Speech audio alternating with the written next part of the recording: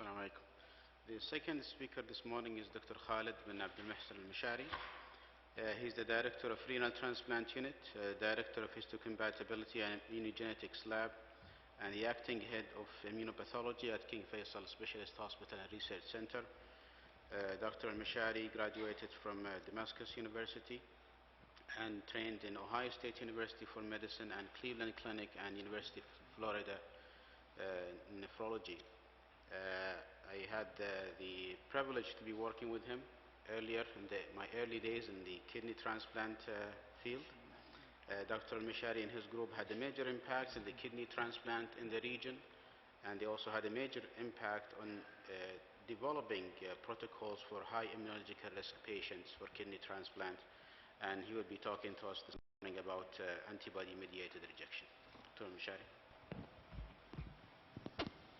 Thank you very much, Mr. Chairman. Ladies and gentlemen, Bismillah ar-Rahman ar-Rahim. Alhamdulillah Rabbil Alameen, wa salatu wa salamu ala ashraf al-Mursaleen wa ala alihi wa sahbihi ajma'in. It gives me a great pleasure to be here today and share with you our current knowledge about this important topic that Dr. Sayer already introduced. And I think through his lecture, Dr. Sayer, as usual, he has elegantly demonstrated the importance of T-cell in the allogeneic immune response and introduced the subject of the importance of B-cell that I will dwell on more to highlight the importance of B-cell in the graft outcome. Now, as the title implies, we're talking about antibodies. And antibodies, they should have targeted antigens that are expressed on vascular endothelium. Now, those antigens that you are all familiar with are the ABO antigens, class 1, class 2, HLA antigens, and some minor antigens. What they share in common, they are all expressed on vascular endothelium. Therefore, remember that antibody-mediated rejection is a disease of microcirculation. As we unclamp the vascular anastomosis with any solid organ transplant, and it happens that these patients have antibodies, the first encounter that they will have are the vascular endothelium of the vascularized organ. And if these, obviously, endothelium expresses any one of these antigens, then these antibodies will react to it. So the first group, the ABO antigen, are basically antibodies that are formed against them, are formed early in childhood. They are called natural antibodies. And the B-cell lineage that is responsible to form them is a bit different from the other group of antigens that are the antibodies developed against in response to allogeneic humoral response induced by prior mismatch exposure to HLA antigens via blood transfusion, transplantation, or pregnancy. And for the sake of this talk, we'll limit our discussion to the HLA, which is HLA antibodies, that again are expressed in the vascular endothelium, and by and large, they are the most important antibodies encountered in solid organ kidney transplantation. Again, for class 1 and class 2, what they share in common, again, they are both expressed on the vascular endothelium, and they can both contribute to the phenomena of antibody-mediated rejection. If patients coming to transplantation happen to have these antibodies that are directed against those antigens, and if the concentration of the antibody reach a critical threshold, as well as the expression of these antigens on vascular endothelium is high enough, then the most well-known mechanism of antibody causing injury is when these antibody happen to be complement fixing, and if they bind complement and they trigger the injury that we all are familiar with, that is direct result of complement activation that lead eventually to complete destruction of the graft through a cascade of events that follows the complement activation. The clinical phenotypes that we're all familiar with, at least for now, that results from interaction of that antibody with that antigen, in this case HLA class 1 and class 2, are the hyperacute rejection, hyperacute AMR, when the level of the antibody is high enough to cause it. If the level of antibody is not high enough, then the other phenotype is acute AMR, acute accelerated AMR, and that results usually from memory response to this mismatched HLA antigens. And more recently, we're focusing on subclinical AMR, chronic AMR, that is probably due to the chronic exposure to low-level donor-specific antibody.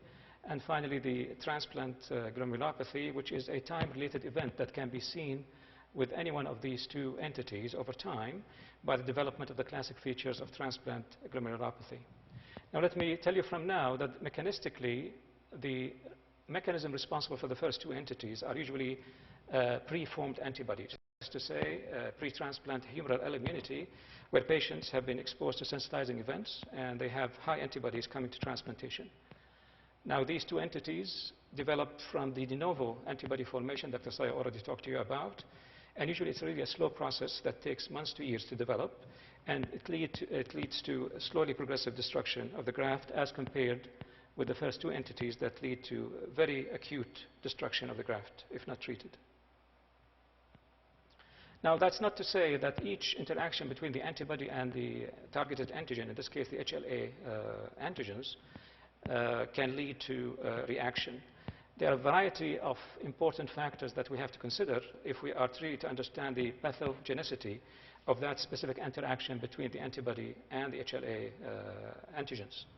The quantity, the affinity, and the avidity of the binding of the antibody with its target receptor is important. The rate of formation, the subclass being complement fixing or not complement fixing. That is not to say that only complement fixing antibody causes injury. Non-complement fixing antibody can definitely cause injury that is independent of complement activation.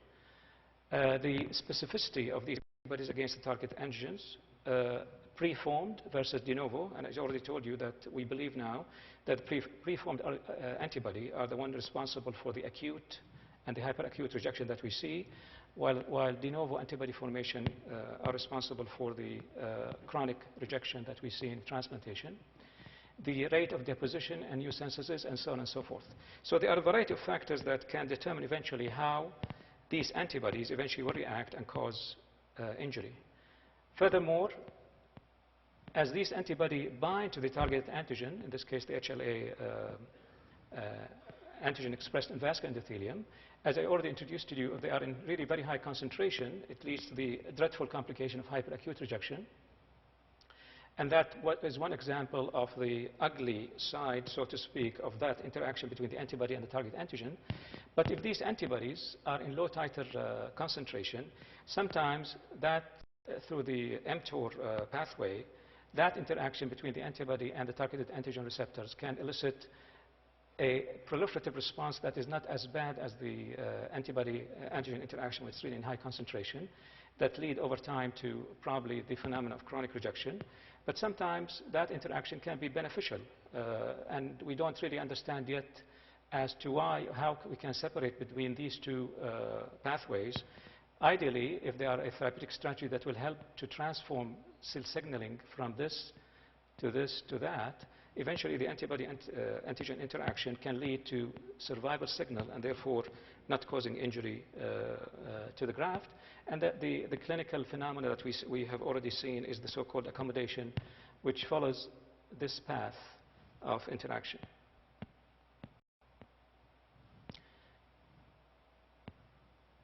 At least in theory, what we like to think about this interaction as well in one of two ways.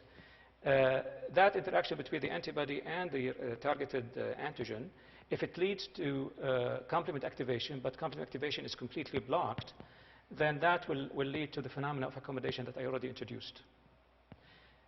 If there is sublytic, so-called sublytic activation of the complement through this antibody-antigen interaction, that's to say that the complement is activated, but not to the terminal stages with the formation of membrane attack complex. That people believe now, through some experimental evidence, that it is the mechanism involved in chronic rejection. And obviously, if that interaction leads to the formation of the membrane attack complex, that is what we see when the patients have, when the patient have hyperacute or accelerated antibody-mediated rejection. Now, these antibodies, again, mechanistically, you have to think about patients coming to transplant with these pre-transplant humoral L immunity, saying that these antibodies are present at the time of transplant, in sharp contrast to those antibodies that are developed post-kidney transplantation. And both can lead to a mechanistically different form of AMR. And if these antibodies are induced post-transplantation, the so-called de novo antibody formation, those are the antibodies that we believe are responsible for the phenomena of chronic antibody-mediated rejection, which is, as I'll explain to you in just a minute, is one of the most important cause of late graft loss. And the stages that these antibodies can go through, at least putative stages that people talk about, is when these antibodies are formed initially. There is no C4D deposition with the development of these antibodies. Once the C4D is deposited with these antibodies, but there is no evidence of tissue injury, people talk here about either subclinical rejection or accommodation, if there is no evidence of histological injury. And beyond that, if all are present, donor-specific antibody with C4D and with evidence of tissue injury on biopsy without clinical dysfunction, this is subclinical rejection. And finally, the clinical rejection when all of the cascades of the presence of C4D staining antibodies and tissue injury plus graft dysfunction happens. And obviously, if you want to follow this theme, then our role is to try to intervene early and hopefully prevent this course from taking its full course by the development of subclinical and finally clinical dysfunction of the graft. So what we try to do when we try to study the interaction between the antibody and the antigen is to try to concentrate on forces that will eventually lead to accommodation if that antibody-antigen interaction took place, and minimize the rejection part of that interaction as much as possible. Very briefly, remember I told you that the natural antibodies that are responsible for the antibodies present with mismatched blood group AB antigens are predominantly produced by the B1 lineage cells that reside in the bone marrow, while the antibodies produced by the mismatched HLA antigens follows the B2 lineage. And as these cells, with the encounter of the antigen, go through proliferation and differentiation, one important aspect of that differentiation takes place in the germinal center of the lymph nodes. And this process of T-cell activation and differentiation require T-cell help in order to take place, especially with the HLA mismatched development of antibodies. And in the germinal center reaction, so to speak, the B lymphocyte differentiate into the ultimate effector cell, which is the memory B cell or the plasma cell that we'll talk about. Additionally, in the germinal center, different survival lymphokines are produced to help protect the lymphocyte as it undergoes differentiation maturation. And those like the APRIL, BAFF, and BLIS are potential targets for intervention with our efforts to try to control the differentiation and the activation of B lymphocytes. Ultimately, the mechanism that we are talking about for the B2 lineage is the one shown at the bottom of this slide that will lead to the most important effector cell, which is the plasma cell that produces antibodies. And one form of the plasma cell that resides in the bone marrow as well as in the spleen, the so-called long-lived plasma cells, are the cells that are really protected in their survival niches in those two areas, the bone marrow as well as the spleen. And those are believed to be the cells responsible for the continuous production of HLA antibodies over time, because they live for a long time. They can evade many targeted killing with our therapeutic interventions. And therefore, those represent the most important cell that we need to target in order to impact positively on B cell proliferation. Diagnostically, you are all familiar with the acute antibody-mediated rejection criteria that requires the presence of some morphological changes, some immunological evidence of antibody activation, importantly the presence of C4D staining on the biopsy, and obviously serological evidence of HLA antibodies. For chronic antibody-mediated rejection, the same thing is required: morphology plus immunopathology plus serology. And please look at the importance of demonstration of some rather unique changes that you can demonstrate on electron microscopy, which is the multi-layering of the peritubular capillaries that you can only demonstrate on the electron microscopy, and the classic transplant glomerulopathy that you see on light microscopy with patients who develop this entity. If you look at the incidence of AMR, we're talking about AMR in different case studies, different series and different registries. It really varies between 5 to 10%, depending on what studies you're looking at. If you look at the prevalence of AMR with biopsies that are taken for the diagnosis of acute rejection, you can see the prevalence varies between 17 to as high as 35%. That incidence obviously increases if you are doing a high-risk patient, like highly sensitized positive cross-match. And as you can see, the incidence here increases to as high as 41% in certain studies. But I think most importantly, in the context of chronic allograft nephropathy, as well as our effort to try to improve long-term graft outcome, the recent emerging data coming from different studies, from Alberta, from Mayo Clinic, and from the DCAF studies, all highlighting the importance of humoral alloimmunity as a mediator of chronic allograft loss or chronic allograft injury. And in fact, all of these studies, the common denominator is that the number one cause, if you account for death with functioning graft and recurrent disease, chronic antibody-mediated rejection seems to be the most important cause of chronic graft loss, at least in these series. More importantly, more recently, as we examine the phenotypes of these AMR, now we know that, first of all, that what I just showed you, that it's really an important entity in chronic allograft loss, and it's not only for the kidney, but for the other solid organ transplant as well. And with our current approach to transplantation, with the availability of very powerful anti-T cell agent, it seems that the T cell mediated rejection is contributing less and less to chronic allograft loss. And now, beside the classic phenotypes that we talk about, hyperacute, acute, and chronic, now there seems to be two clinically differentiated phenotypes of AMR. The first one is classically seen in sensitized positive cross-match patients. And what you can see is usually this acute inflammation in the graft with positive C4d staining, and usually not associated with T-cell mediated rejection, as compared with type 2, which is usually a de novo DSA antibody, predominantly class 2, usually starts after 1 year of engraftment and classically associated with non-adherence and may be mixed with T-cell mediated rejection. With this introduction, I think the main question, the main purpose of this presentation is, can we impact on AMR? And if we are to impact on AMR, then can we prevent HLA sensitization? Because certainly, if we can avoid HLA sensitization, we can stop the most important antibody responsible for AMR. And that's probably impossible. We'll explain that, why that in just a minute. Turning off HLA antibody production by targeting those plasma cells that manufacture antibodies. And that's probably possible, but with some price to pay. And finally, mitigating the injurious response that are caused by these antibodies or transforming endothelial cell signals. And that there's some recent evidence to suggest that we can do that. Prevention of HLA sensitization is probably impossible. Why? Because the HLA gene system is probably the most polymorphic gene system known to man. And it's very hard, if you want to go for perfect matching, to match two different individuals short of having genetically identical two people. And pregnancy, obviously, as a source of sensitization, is a biological process that is necessary to maintain mankind.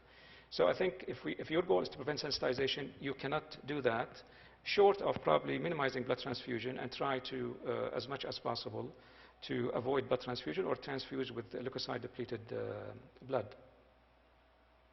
You all know that that the matching for HLA, not only for class 1 but class 2, and with the polymorphic systems that I just talked to you about, there's about now 7,500 different alleles of these 6 major HLA loci, and it's imaginable how difficult it is to match for these HLA.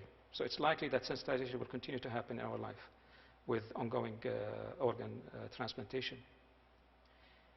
Turning off the production of HLA antibody, that is possible now with some agent that we have available that target plasma cells. And those plasma cells that I told you about that resides in the bone marrow are the most important cell to target, in addition to the one that resides in the spleen. And as it proves to be, it's one of the most difficult tasks to target with our currently available therapeutic agents. And as we manipulate the humoral alloimmunity arm, specifically targeting B cell, and even if we are able to achieve that goal by eradicating B cells, don't forget the counterbalancing act of doing so, because unless we have really an agent that can target the allospecific plasma cell and not affect other plasma cells, we might affect the important function of the humoral arm of the immune system and therefore predispose our patients to complications. And finally, and more recently, remember I told you that the interaction of this antibody with their targeted antigen sometimes can elicit a good response. The phenomenon of accommodation that we all know, it really happens with ABO incompatible kidney transplantation, for example. But more recently, people have been able to show in non-human primate, at least for now, with this recent publication published just recently in AGT, that with complement inhibition, in monkeys in this case, who are really sensitized and transplanted with kidneys that have been sensitized to by previous skin donor implants, that if you don't give them complement inhibition, just subject them to transplantation with cyclosporin, for example, they will all undergo severe hyperacute rejection, and they lose the graft. But if you inhibit the complements, all of them, in fact, have survived of their graft. And the notion was that we are able, at least in this case, to prevent the injurious aspect of the antibody-antigen interaction and allow accommodation to take place, at least in this time, in the pre-sensitized positive cross-match non-human primates.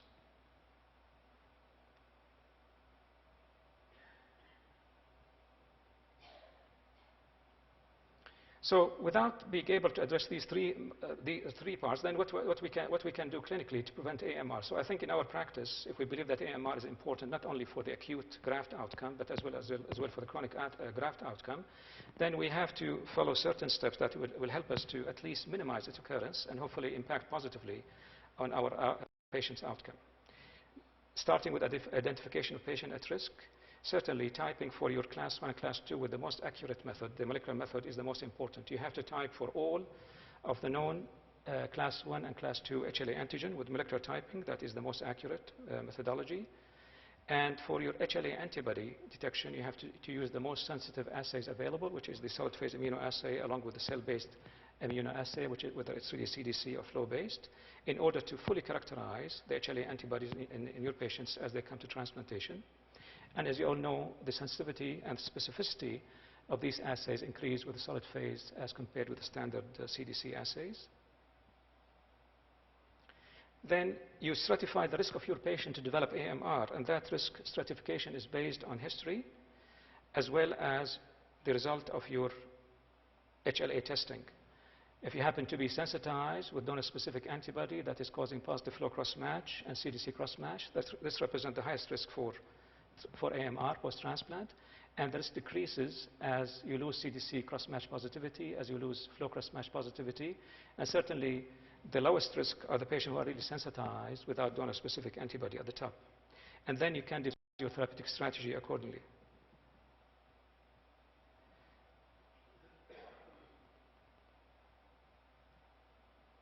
As you manipulate the immune system with whatever therapeutic strategy you have, be aware of the importance of prophylaxis and proper treatment of bacterial infection, viral infection.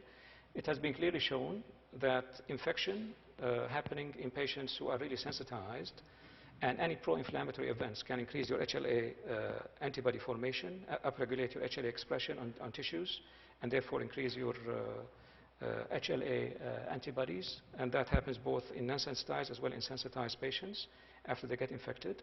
So prophylaxis against infection is really crucial in order for you to impact positively. And finally, prompt treatment of subclinical rejection and clinical AMR once detected.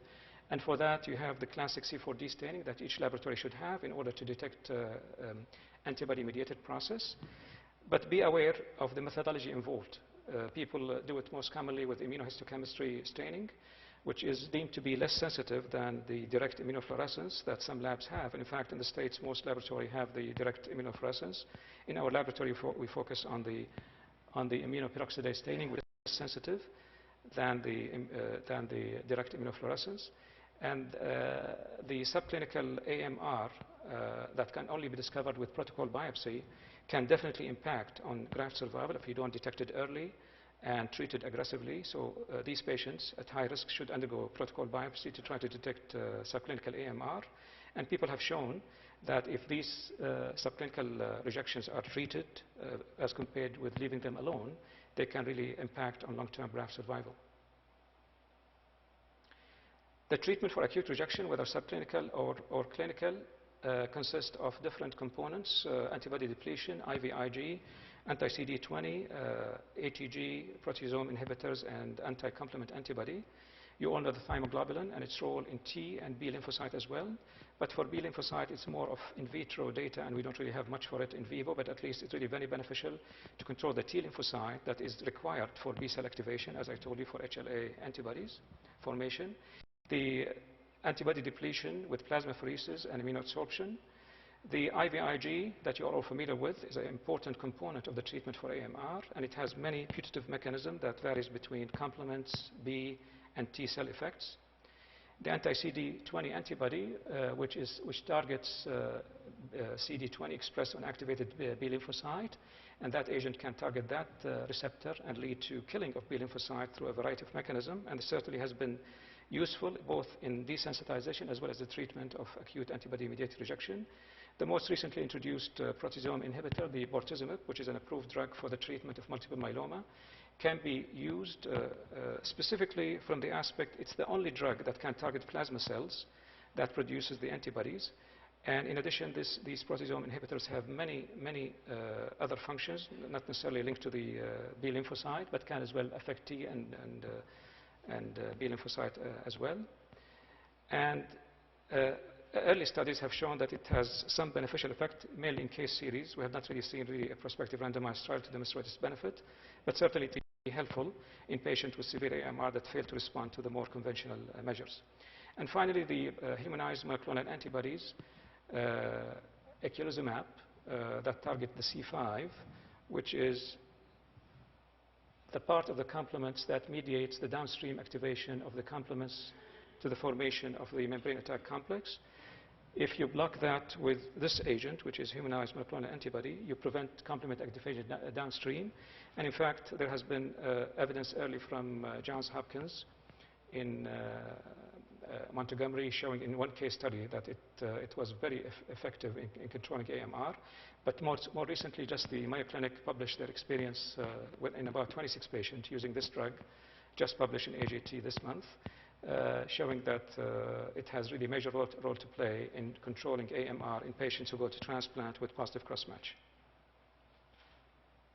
So those are the 6 pillars of trying to prevent AMR. And let me just go through Faisal experience, what we have, because I think just to show you how we do it, at least at King Faisal. So first of all, for risk stratification, again, we screen with the most sensitive methodology. We do the cell-based assay, both CDC and flow cross-match, to characterize and stratify the risk of our patients, and the same algorithm that I showed you. And then we devise our strategy based on that risk stratification. Those with CDC positive and with all positive receive the so-called full desensitization protocol, which includes plasmapheresis immunoabsorption, anti-CD20 antibody, high-dose IVIG, ATG, and FK or tacrolimus-based regimen. And as the immune risk decreases with only positive flow cross-match but no CDC, everything is given short of plasmapheresis or immunoabsorption. If they are only DSA positive but no positive cross-match, they receive low-dose IVIG, and finally, if they are sensitized without DSA, they go for induction with thymoglobulin and go for maintenance tacrolimus-based regimen. And the way we do it is shown in this slide, rituximab followed by the plasmapheresis and IVIG for the highest risk, and rituximab with IVIG for the intermediate risk, and the low risk, only small IVIG as shown. I'll share with you just in the last 5 minutes, the last experience we had from 2008 until present with desensitization. Desensitization study is very helpful to show you how effective you are in preventing AMR, because those are the patients who are at the highest risk of developing AMR. And we divided our experience with desensitization between two eras. The first era is from 2002 when we first started until 2008. And that era was characterized by we were basing our desensitization only on cell-based assays. We have been, like others, going through our learning curve. And we had really very poor patient selection. And we were at the early phase of our learning curve. But in the more recent era, from 2008 and until now, we mastered the skills. We introduced the solid phase immunoassays, and we are able to characterize our patient better and prepare them better for desensitization. I'm showing you just the last 50 patients we have done from 2008 till now, and these are the demographic characteristics of these patients, predominantly female as expected. Saudi by and large, diabetes contributed about 14%. Some underwent transplantation preemptively, and significant number of them with significant mismatches and significant second transplant. Those who received the full desensitization were 20 versus 30 received rituximab and IVIG only. And these summarizes the data of patients who were CDC positive before transplantation, before undergoing desensitization. Some went to transplant with HLA incompatible as well as ABO incompatible. And some went to transplant before desensitization with positive flow cross-match and DSA. And the 1 year actuarial death censored graft survival was 98%. 3 year actuarial death censored graft survival was 96%. 3 year actuarial patient survival was 98%. And those who died, and those the graft are explained at the bottom.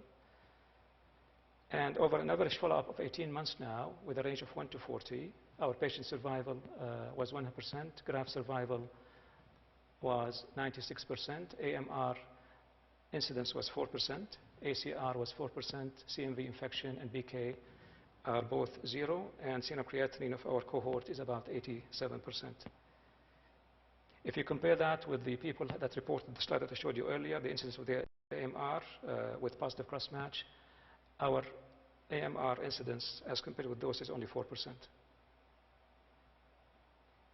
For chronic AMR, in the last 2 minutes, it's the same process applied, but it's really much more difficult nobody knows how to better approach them. But certainly, as I told you, this is the most important aspect of chronic allograft loss.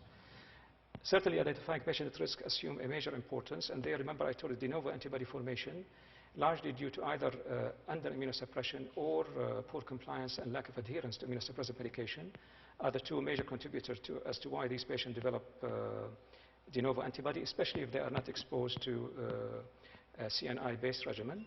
Surveillance largely with HLA antibody testing that Dr. Sayo already told you about the study that is ongoing. Certainly we can impact positively on chronic AMR by doing better HLA matching and therefore minimize the chances of developing antibodies. Proper antibiotic prophylaxis similar to the acute AMR is very important.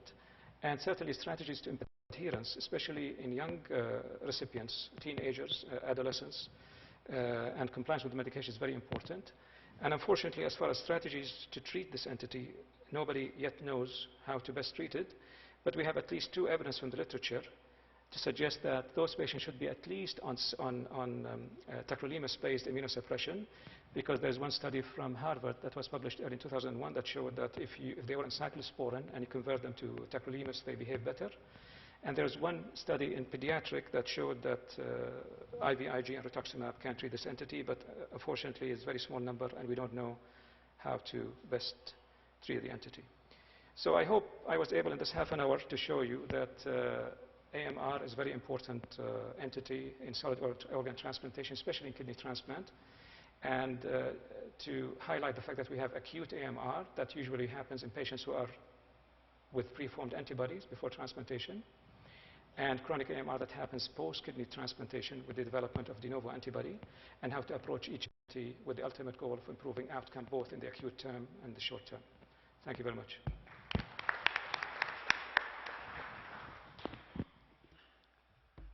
Thank you very much.